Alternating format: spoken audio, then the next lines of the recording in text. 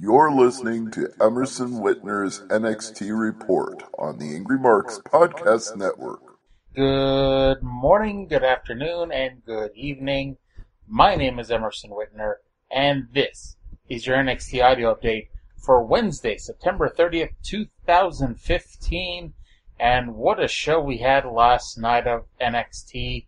It was the go-home show to Takeover, which is Wednesday night, October 7th, on the WWE Network for at least probably 2.5 hours.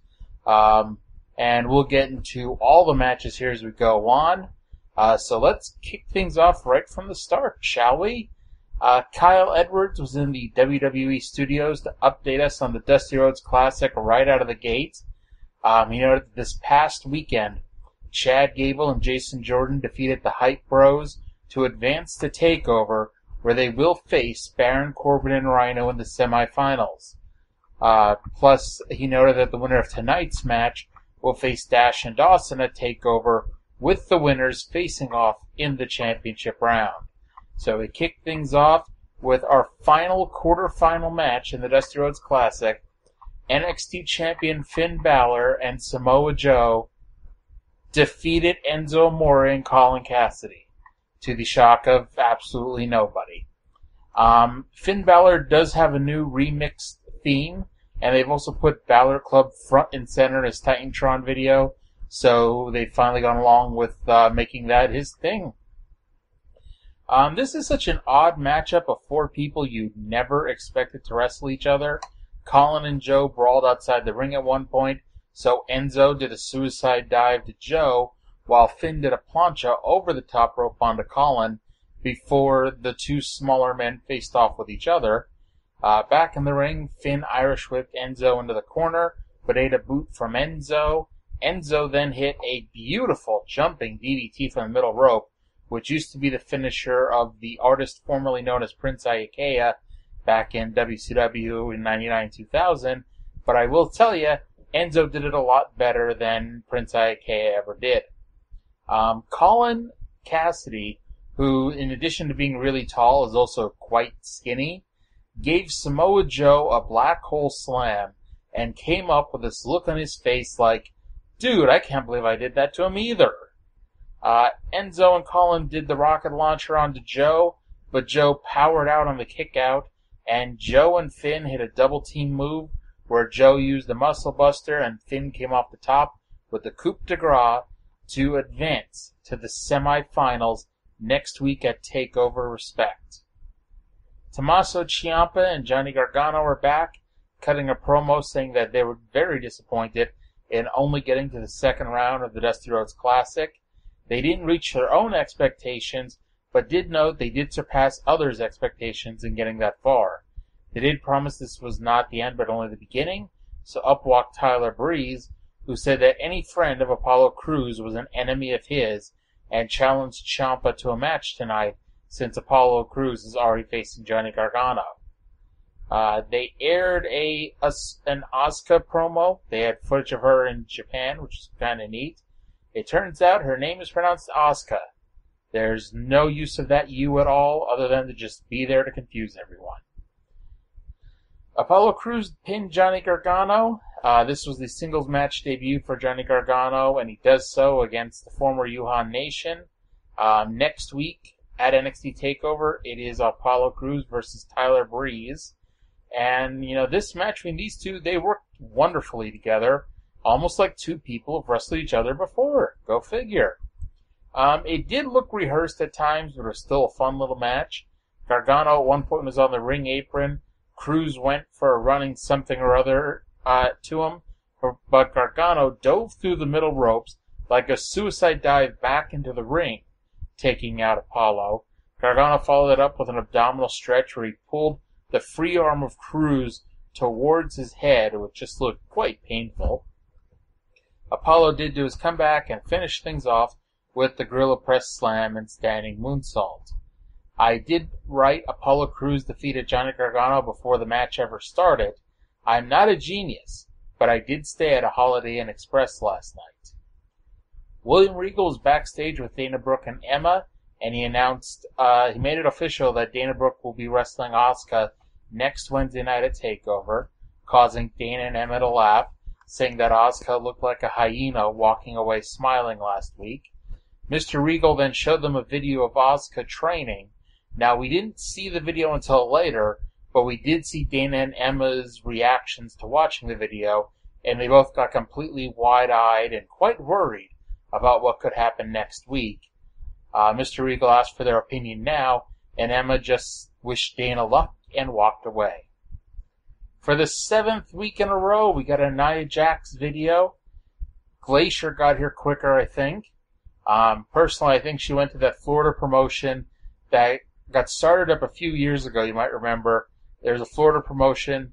They signed a whole bunch of guys and vowed they were going to give people benefits and guaranteed pay, and then never ran a show. So maybe Nia Jax went there mistakenly. We then saw the video that Mr. Regal showed Dana Brooke. It was of Asuka pounding a heavy bag, which looked, honestly, I'm sure it was quite skillful and whatnot. However, it would have been better off had we never seen it, because it didn't live up to the expectations, didn't live up to the hype of watching that video. Then we saw Emma and Dana Brooke defeating Billie Kay and Peyton Royce. Kay and Royce were wearing matching gear, so it looks like they're going to be a brand new team. They did look good, but this was purely a showcase for Emma and Dana. Emma and Dana did that annoying thing Ascension used to do, where they would frantically tag in and out, stomping their opponent in the corner. And I'm sorry, that was always the most ridiculous thing ever. Peyton got the hot tag and went wild, but that's when the match fell apart. She went for something from the middle rope, but she slipped and fell flat on her face. They tried to cover it up by shooting it at a wacky angle, but it was impossible to not notice. Dana and Peyton sort of looked at each other for a good 30 seconds before the match finally continued, and the match didn't last much longer after that, ending with a sit-out DVD from Dana Brooke to Peyton Royce. Jason Jordan now wants to be called JJ, and him and Chad Gable were backstage plugging their match next week. Chad and JJ said they are not overcoming the odds. Baron and Rhino are. Chad said they've won a lot of tournament finals and was ready to say they'd be ready, willing, and Gable when Dash and Dawson walked up, because in addition to what they said about Baron and Rhino, Chad and JJ gave Dash and Dawson absolutely no chance of defeating Samoa Joe and Finn Balor. So this led to a giant argument between the four of them, which went back to who cost who the 8-man tag back in Brooklyn. And eventually Devin Taylor just left, and that was the end of the interview. It was time for the in-ring main event, Tyler Breeze versus Tommaso Ciampa. It was a wacky match. We had some fine chain wrestling early, which culminated in Breeze mounting Ciampa from behind. So Ciampa walked around on his hands and knees like a horsey. Ciampa then did a face wash on the corner, but used his knee, which was different but cool. Ciampa hit several running kicks to the mouth, and a face buster where Breeze was hanging off the top rope, like when Orton does the draping DDT, but instead of being across the middle rope, Breeze was on the top rope. Let's see, he went for a powerbomb, but Breeze slipped out and hit a kick to the gut.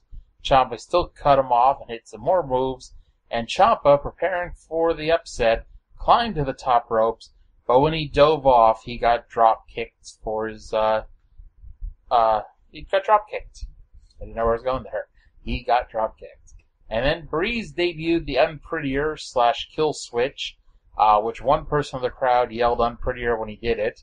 The announcers pretended to have no idea what this move was, but I will say if there's one person in professional wrestling who should use a move called the Unprettier, it's Tyler Breeze, and Tyler pinned Ciampa with that move. Rhino and Baron Corbin were backstage laughing at the idea of anyone beating them, and honestly the only way I could see them winning is if they run an angle afterwards with Cody and Dustin Rhodes, who are going to be there to give the trophy to the winner. So to run down the card for next week, next Wednesday night at 8 p.m. on the WWE Network. First of all, it's Samoa Joe and Finn Balor versus Dash and Dawson in one semifinal. And then we have Jason Jordan and Chad Gable versus Baron Corbin and Rhino in the other semifinal. The winners of those two matches will face each other later on that night in the finals of the tournament. Dana Brooke will wrestle Asuka. Apollo Crews will face Tyler Breeze.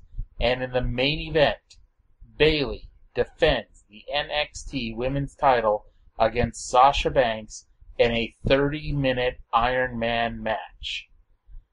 We ended the show with a good 5-minute video package, an excellent 5-minute video package hyping the main event. It started showing never-before-seen backstage footage from before their match at TakeOver, which then segued to a full 2 minutes of highlights from TakeOver, which I think in that 2 minutes they got every single great moment from their match in Brooklyn.